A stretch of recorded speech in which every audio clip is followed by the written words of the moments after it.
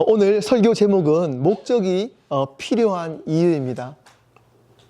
사랑하는 성도 여러분, 우리에게는 왜 목적이 필요할까요? 특별히 하나님의 목적이 우리에게 왜 필요할까요?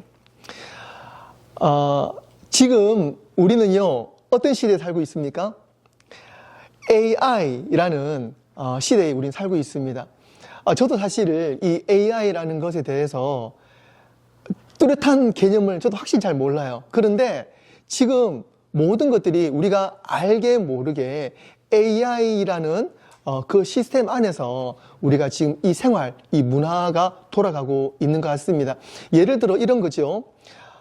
우리 할아버지 때 같은 경우에는요, 정보를 라디오에서 들었다면은 저희 세대 같은 경우에는요, 흑백 TV로 시작을 해가지고 컬러 TV로 넘어가는 어떤 그런 시대를 살았어요. 그래서 흑백 TV를 보는 것만도 좋았는데 제 기억으로는요, 1980년대 초 같아요. 컬러 TV를 봤는데 너무너무 신기했습니다. 그래서 사람들이 꼭 튀어나올 것 같은, 요즘에 우리가 3D 그러면은요, 4D 이러면 사람이 꼭 나와 있는 것처럼 그렇게 좀 아주 그냥 색다르잖아요. 그 당시에는 컬러 TV를 보는 것만으로도 정말 사람이 튀어나와 보이는 정도로 정말 너무 새로운 세계를 경험했었습니다. 그러다가 어느 시대에는요, 이제 컴퓨터가 들어오게 되었고요. 그래서 사람들의 생활이 이 컴퓨터를 통해서 상당히 편리하게 되었고, 모든 것이 예전에는 우리가 손으로 계산을 하고, 그 다음에 주판이라고 해서, 그죠? 이렇게 계산을 해서 했었는데, 어느 날 이제 전자 계산기가 나오고요. 컴퓨터가 이제 엑셀이라는 걸 통해 가지고 그 복잡한 문서들을, 계산들을 다 쉽게 수식해주는 그런 모든 것들이 컴퓨터를 통해서 이제 발전하게 된 거죠. 그것이 어느 순간 스마트 시대가 되어버렸어요. 그래서 컴퓨터가 이제는 내 손 안에 들어오는 그것이 그런 시대가 되어버렸잖아요. 그래서 이제는요, 스마트 시대에서 넘어가가지고 AI 시대로 들어가게 된 겁니다. 여러분들은 지금 AI 시대를 살아가는데 어떤 변화를 좀 느끼고 있습니까? 저도 AI까지는 아닌데요. 하루 루틴 중에 하나가 이제 아침에 눈을 이제 뜨게 되면은요, 가장 먼저 날씨를 알아보잖아요. 그러면 예전처럼 TV를 본다든가 이제는 컴퓨터 보지 않습니다. 눈을 뜨게 되면 자동으로 제 입에서는요, 머리맡에 스마트 스피커가 있어요. 그래서 오케이 구글, 오늘 날씨 알려줘. 그러면 이제 그 구글이 오늘 날씨를 알려줘요. 그러면은 그 날씨를 듣고는 제가 새벽 예배 나오기 전에 옷을 좀 두껍게 입어야 될지 아니면 옷을 좀 가볍게 입어도 될지를 알죠. 그리고 스케줄도 좀 복잡한 날은요, 제가 운전하면서 시리에게 물어봅니다. 그러면 시리에게 오늘 스케줄 알려줘. 그러면 그날 제가 좀 까먹지 않아야 될 스케줄들을 알려주고, 그 정도는 제가 요즘에 좀 이용을 하는데, AI는 그거와는 차원이 다른 것 같아요. 요즘 AI는 어떤 시대입니까? AI가 엑스레이 사진을 분석을 해서 의사를 도와주죠. 그리고 공장들은요, 로봇이 정교하게 사람을 대신해서 작업을 하는 시대가 되었습니다. 특별히 의료계에서도 도움을 많이 받는다 그래요. 그래서 생명을 살리는, 그리고 그러한 일에 AI가 많이 이용이 된다고 합니다. 2020년 그 구글의 AI 시스템 그 딥마인드를 통해 가지고요, 그 안과 질환 검사 중에 그 당뇨 망막병증을 진단하는데 상당히 효과를 많이 보고 있다 그럽니다. 그래서 이 AI가 당뇨 망막병증을 발견을 하는 것에 대해서 상당히 잘해가지고요, 실명위기에 있는 많은 사람들을 조기에 치료할 수 있는데 도움을 준다 그래요. 그리고 IBM의 왓슨은요, 그 희귀 백혈병 그 환자의 유전 데이터들을 분석을 해가지고 그것을 통해서 신속하게 사람들에게 또 치료법을 제시해주는 어떤 그러한 시대가 지금 되었다고 합니다. 두 번째로는요, 이 AI가 이 교육 쪽으로도 지금 많이 영향을 미치고 있다 그래요. 예를 들어 저 멀리 이제 아프리카 중에서도 오지에 있는 그곳에 어느 한 곳에는요, 칸 아카데미라는 AI 튜터가 있다고 합니다. 그 시스템을 도입을 해가지고 이 시스템을 통해서 그 아프리카 또 더 깊숙이 있는 그곳에서 그 칸 아카데미 AI 튜터를 통해 가지고 이 아이들이 수학을 공부하고 영어를 공부하고 그렇게 지금 뭐 여기 있는 아이들과 큰 차이 없이 AI를 통해서 공부를 하고 있다는 소식을 알게 되었습니다. 그리고 서울에 있는 또 한 고등학교는요, AI를 통해서 각 학생들의 그 부족한 부분들을 파악을 해가지고 1대1로 그 아이들의 학습 계획을 세워주는 것에 대해서 AI가 쓰이고 있다고 합니다. 또 어떤 분야는요, 이 환경적인 분야에 대해서는요, 이 지구를 생각할 때에 덴마크의 그 풍력, 바람을 돌려서 일으키는 그 풍력 그 발전기가 있는데 이 풍력 발전기가 돌아갈 때에 그 AI가 기상 데이터를 분석한다 그래요. 그래서 이 풍력에 이 돌아가는 이 풍차에 이 터빈의 뭐 각도가 있는 것 같아요. 그것을 실시간으로 조정을 해가지고 에너지 효율을 20%더 올리는 것에 대해서 AI 센서가 쓰여지고 있다고 합니다. 또 다른 지역의 그 아마존 열대 우림에서는요, 나무들이 많은데 우리가 쓰고 있는 나무들이 대부분 그곳에서 벌목을 해가지고 쓰여지고 있거든요. 그런데 불법으로 벌목을 하는 사람들도 있다 그래요. 그런데 거기에도 이 AI가 쓰이고 있다고 합니다. AI가 이 감청을 한다 그래요. 그래서 벌목을 할 때에 이 불법으로 벌목을 하는 차량들이 들어오게 되면 그 소리를 감지를 해가지고 이 차량을 발견하고 그것을 즉시 신고하는데 이 AI가 쓰이고 있다고 합니다. 이처럼 이 AI가 뭐 의료 쪽으로, 교육 쪽으로, 이 환경적으로 많이 긍정적으로 참 쓰이고 있는 부분에 대해서는 좋은 것 같아요. 우리가 알지 못하게 이미 그런 부분들이 쓰이고 있는 것에 대해서 괜찮은 것 같습니다. 하지만 장점만 있는 것이 아니고 또 AI에 대한 단점, 우려도 있죠.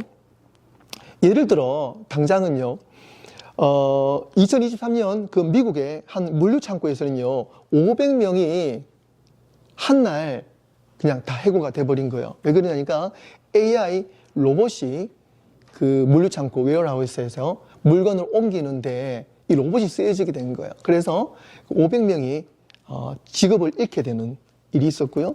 또 자율주행 그 트럭이 이제 거진 다 개발이 되었기 때문에 앞으로 10년 내에 이 트럭으로 운송하던 이것이 자율주행 트럭으로 바뀌게 되면서 10년 내에 300만 명 정도의 일자리가 아마 사라질 거다라는 그런 우려의 목소리도 있습니다.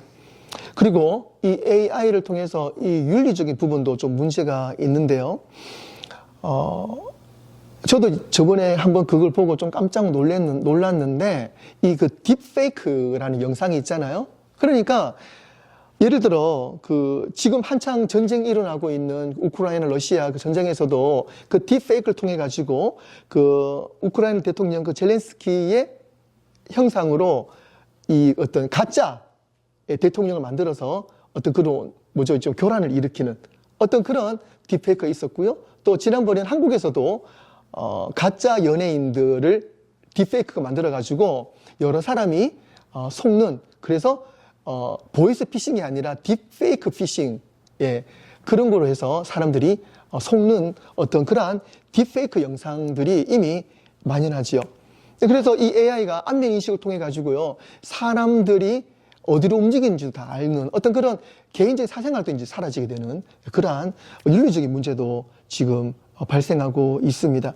하지만 무엇보다 지금 위험한 것 중에 하나는요, 이 AI를 통해 가지고 우리 인간의 어떤 그 본연의 모습을 상실하게 되는 시대가 된 거예요. 그러니까 이 AI를 통해 가지고 생각을 할 수 없는, 예를 들어 챗 GPT가 있지 않습니까? 그래서 이런 것들을 통해서 이 대학생들이 레포트를 활용을 하는데, 예전 같은 경우는 여러분들 시대 때만 해도 이 리포트를 작성하기 위해서는요, 몇 며칠을 고민하고 연구하고 해가지고 몇 장의 레포트 작성해서 숙제를 냈잖아요. 그런데 지금은요, 이 AI를 통해서, 특별히 챗 GPT를 통해 가지고 내가 원하는 것들을 써가지고 그걸 어떻게 방법으로 걸어버리면 거기에 대한 너무 그냥 이 중요하고 내가 원하는 어떤 그런 답들이 딱 답이 도출이 되나 봐요. 그것을 레포트 제출하면 어지간한 교수님들은 그걸 구분을 못한다고 합니다. 그런데 이제는요, 어떻게 되냐면 학생들이 이 AI를 통해서 그렇게 레포트를 작성해도 AI가 그것을 또 걸러내는 것을 또 발견했다 그래요. 이처럼 AI를 통해서 생각하지 않는 사람으로 자꾸 돼버리지 않을까, 그런 우려의 목소리도 있습니다. 또 어떤 AI는요, 이 감정을 분석을 하는 AI가 있어가지고요, 어떤 연인들끼리는요 싸움을 하잖아요. 그러면 서로 마음을 헤아리고 화를 푸는 게 아니라 서로 감정 싸움이 있으면 AI 분석을 통해 가지고 서로에 대한 감정이 AI로 분석이 돼서 그걸로 뭐 서로 싸움을 해결하는 어떤 그런 이야기도 있다는 것을 이야기를 들었습니다.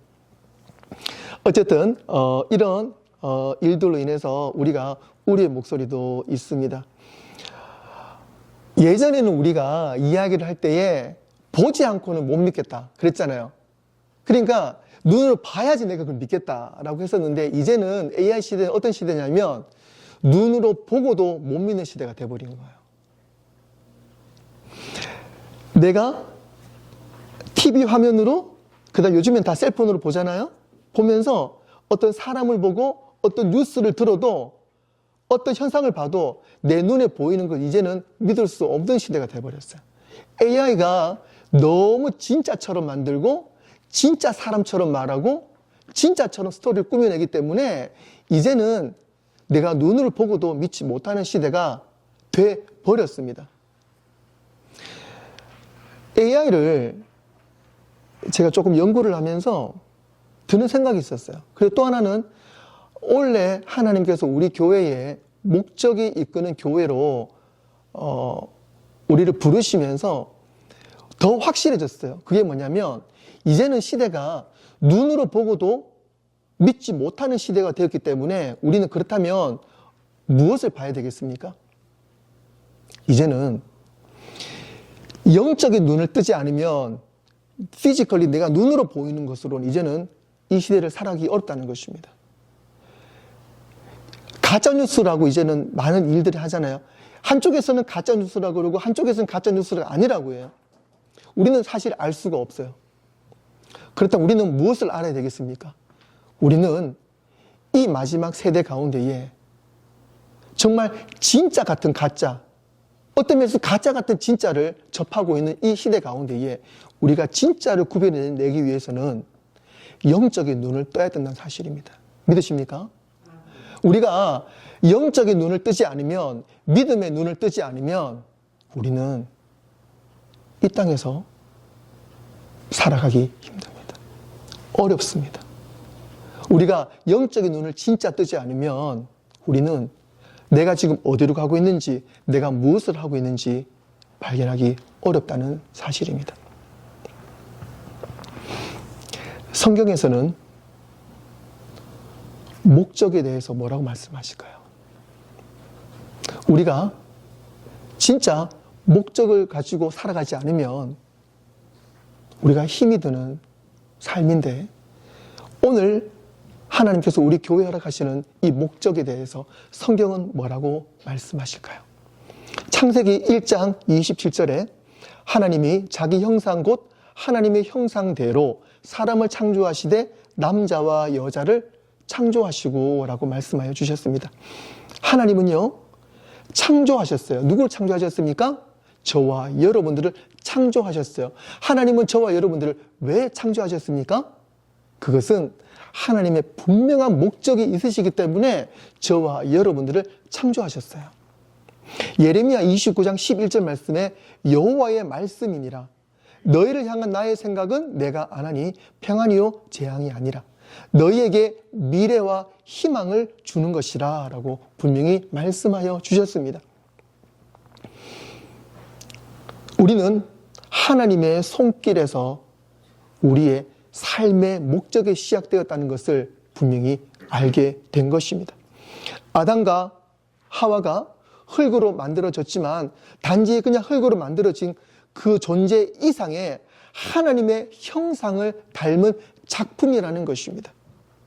우리 친구들, 그리고 우리 모든 성도님들, 우리는 하나님께서 뚜렷한 목적을 가지고 만들어내신 작품이란 사실을 꼭 기억하시기를 바랍니다. 얼마 전에 제가 라이트 하나를 구입했어요. 책상에 있는 비추는 그 라이트, 컴퓨터가 있고요. 그 위에서 메인 방에 불을 끄고 책상만 비출 수 있는 라이트를 구입을 했는데요. 그냥 단지 라이트예요. 그냥 불을 온, 오프하는 거잖아요. 그런 거 생각을 하고 주문을 해서 받았는데요. 라이트를 받고 난 다음에 그걸 조립을 하는데 거기에 설명서가 있는데 설명서가 꽤 두꺼운 거예요. 라이트 하나를 주문했는데 왜 이런 설명서가 이렇게 두꺼울까 신기하더라고요. 그래서 그 설명서를 뭐 꼼꼼히는 아니지만 제가 한번 이렇게 훑어봤어요. 보니까 거기에는요, 이 라이트가 어떤 라이트인지 상세하게 설명이 되어 있는 거예요. 그러니까 이 라이트의 각도 조절하는 방법, 그리고 빛의 컬러를 조절하는 방법, 그리고 빛의 밝기를 조절하는 방법이 나와 있는 거예요. 그것들이 왜 필요할까요? 그러니까 그게 왜 필요한지 대해서 거기에 대한 목적도 설명이 되어 있는 거예요. 그러니까 낮에는 어떤 불빛으로, 저녁에는 어떤 불빛으로, 공부할 때는 어떤 밝기의 불빛으로 해야 하는 그런 어떤 나름 목록들이 상세하게 설명이 되어 있더라고요. 우리도 마찬가지입니다. 하나님은 우리 삶의 목적을 말씀해 주셨어요. 어디서 말씀해 주셨을까요? 라이트를 구입했는데 설명서가 있는 것처럼 하나님은 우리를 향한 목적을 성경을 통해서 말씀해 주셨습니다. 우리가 성경을 꼼꼼히 봐야 되는 이유가 바로 그것입니다. 우리의 목적은 바로 성경에 정확하게 나와 있습니다. 그 말이 즉슨 무엇입니까? 우리가 성경을 보지 못하면 내 삶의 목적을 찾기가 어렵다는 것입니다. 그러므로 말미암아 우리는 성경을 통해서 하나님이 나에게 주신 목적을 분명히 발견할 수 있기 때문에 우리는 원래 하나님 목적을 발견하기 위해서는요, 하나님의 뜻을 발견하기 위해서는 성경 말씀을 더욱더 깊이 묵상하고 말씀 안으로 들어가야 될 줄로 믿습니다. 하나님의 음성을 들어야 되는데요. 여러분들 하나님의 음성을 어떻게 듣고 계십니까? 피카소 그림 있잖아요. 피카소 그림 보면은 참 단순하면서 어떤 거는 사람 같기도 하고 어떤 거는 사람 같지 않아요. 어떤 거는 소 같은데 어떻게 보면 소 같지도 않아요. 그런데 피카소가 그 그림을 그릴 때는 본인은요 분명한 의도를 가지고 그림을 그렸어요. 그리고 그림을 그리고 난 다음에 그 그림을 보는 사람에게 각자 해석할 수 있도록 또 오픈했겠지만 우리가 볼 때는 이상하게 그려진 그림이지만 사람들이 피카소를 그림을 보면서 환호를 하는 이유가 있잖아요. 거기는 깊은 의미가 담겨 있어요. 그 깊은 의미를 누가 알고 있어요? 피카소 본인은 분명히 알고 있는 거예요. 예전에 저도 한번 그림을 보러 간 적이 있는데요. 갔는데 참 단순한 그림이었어요. 큰 그림 판에 다 그냥 푸른 이 물감으로 다 칠해져 있어요. 푸른 물감으로 칠해져 있고 그 중간에 점 하나가 찍혀 있는 거예요. 그리고 제목이 뭔지 아세요? 제목을 보기 전에는 이 그림이 뭔지는 제가 모르겠는 거예요. 근데 제목을 딱 보는 순간에 뭔가 깨달음이 딱 오더라고요. 제목은 뭐냐면 바다예요, 바다. 바다 가운데에 그 점은 망망대해 바다에 떠 있는 본인, 그 그림을 보고 있는 자신인 거예요. 그러니까 이 넓은 바다 가운데에 내가 있을 때 그 감정에 내가 한번 들어가 보는 거죠. 참 멋있더라고요. 그러니까 그 그림을 그린 사람은 내가 이 그림을 어떻게 그렸는지 알 수 있잖아요. 이처럼 하나님은요, 우리를 창조하시고 난 다음에 하나님은 우리를 향한 목적이 분명히 있습니다. 믿으십니까? 아멘. 우리는 그 목적을 찾아야 됩니다. 그 목적을 찾으면은요, 우리가 왜 살고 우리가 무엇을 위해 사는지 그 이유를 확실하게 알게 될 줄로 믿습니다. 예레미야서 29장 11절 말씀, 우리가 조금 전에 읽은 말씀 보시면 거기에 미래와 희망을 주는 것이라 그랬습니다. 하나님은 우리의 미래와 우리의 희망을 주는 것이 바로 하나님의 목적이고 하나님은 거기에 대한 구체적인 청사진을 가지고 계신 분이십니다. 하나님께서는 모세와 이스라엘 백성들을 데리고 그 홍해 앞에 세우신 목적이 있으신 것처럼, 그리고 다윗을 골리앗 앞에 세우신 목적이 분명히 있으신 것처럼 오늘 저와 여러분들을 이 땅 가운데 분명히 세우신 목적이 있다는 것입니다. 사랑하는 성도 여러분, 지금 어떤 상황 가운데 지금 계십니까? 그곳에서 하나님의 분명한 목적을 발견하시기를 바랍니다. 우리가 목적이 없잖아요. 그러면 목적 없는 삶은 상당히 위험하다고 오늘 성경은 우리에게 말씀해 주고 있습니다. 특별히 솔로몬은 이렇게 이야기하죠. 전도서 2장 11절 말씀에 그 후에 내가 생각해 본즉 내 손으로 한 모든 일과 내가 수고한 모든 것이 다 헛되어 바람을 잡는 것이며 해 아래 무익한 것이로다. 이것이 솔로몬의 간증이고, 솔로몬이 나이를 먹고 이 지혜로운 사람이 솔로몬이었잖아요. 솔로몬이 이 모든 것을 경험하고 난 다음에 깨달은 깨달음인 거예요. 이게 헛되다는 거예요. 해 아래 모든 것. 그러니까 하나님 아래 그 내가 살아왔던 그 모든 것이 내 손으로 한 모든 일, 내가 수고한 모든 것이 다 바람을 잡는 것처럼 헛됐다라고 이 지혜로운 솔로몬이 지금 이야기하고 있습니다. 그 말이 뭐냐면 내가 하나님 주시는 목적 없이 내가 수고한 모든 것, 내가 원했고, 내가 살아가기 원했고, 내가 가지기 원했던 내 욕심으로 살아왔던 그 모든 것이 시간이 지나고 보니까 정말 바람 잡는 것과 같았다라고 지금 이야기하고 있는 것입니다.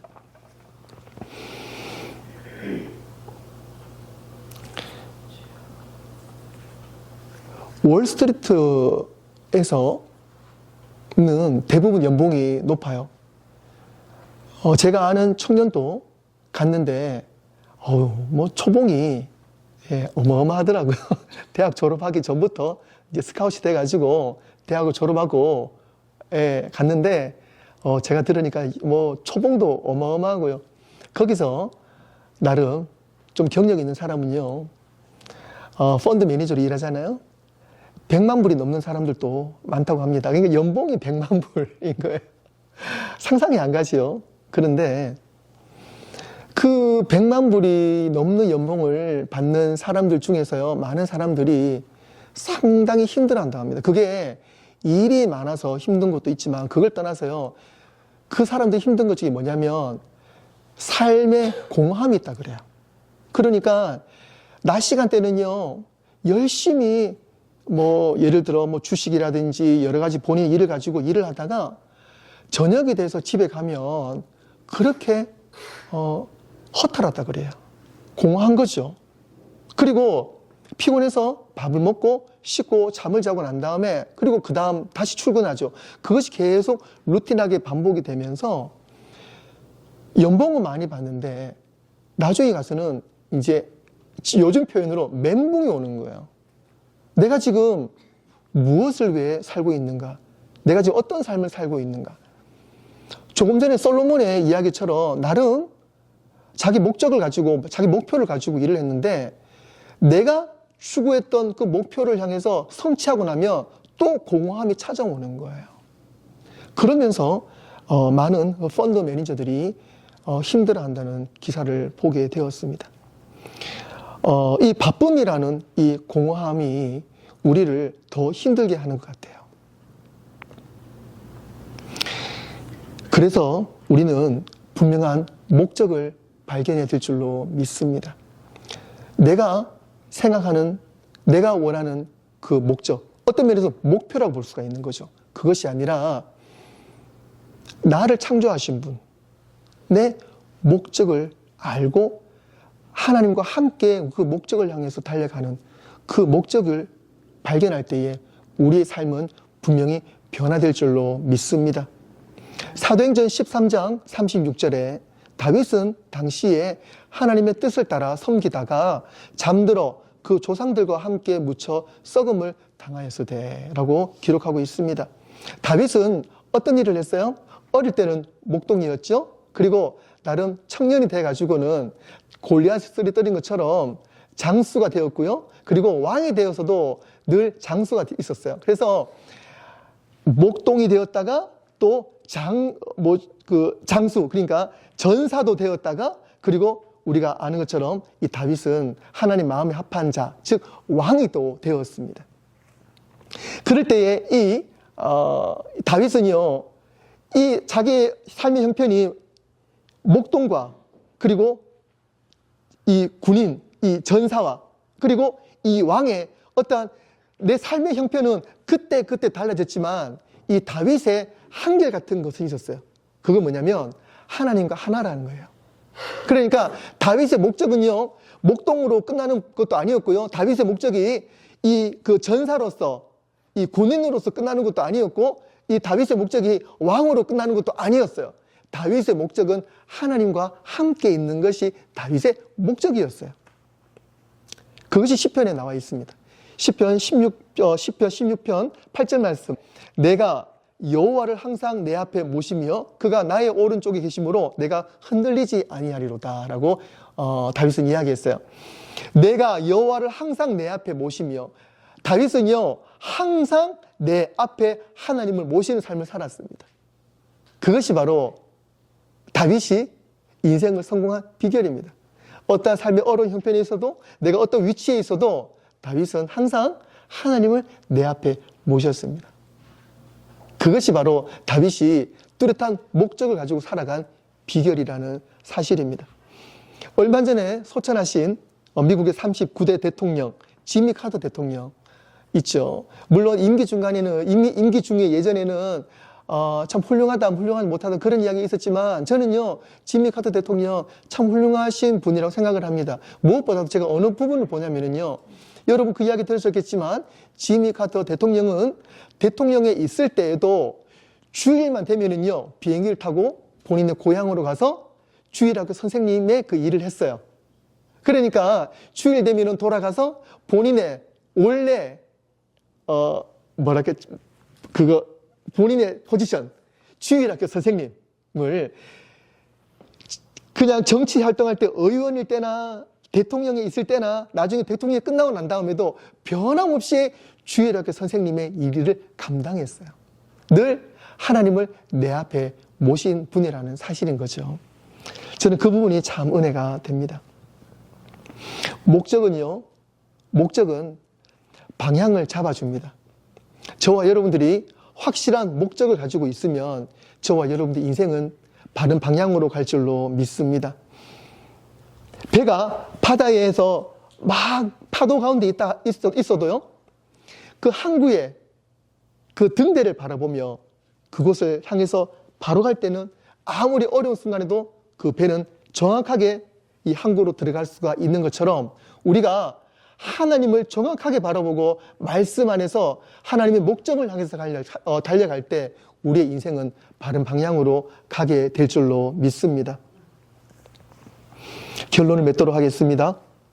하나님은 우리를 이 땅에 보내셨고 분명한 목적을 가지고 계십니다. 우리 교회가 온전히 말씀을 통해서, 말씀 안에서 예수님을 만나고 예수님과 함께 하나님의 목적을 발견하는 귀한 교회 되어질 줄로 믿습니다. 빌립보서 3장 13절과 14절에서 말씀하십니다. 형제들아, 나는 아직 내가 잡은 줄로 여기지 아니하고 오직 하늘, 즉 뒤에 있는 것은 잊어버리고 앞에 있는 것을 잡으려고 폿대를 향하여 그리스도 예수 안에서 하나님이 위에서 부르신 부름의 상을 위하여 달려가노라. 기도하겠습니다.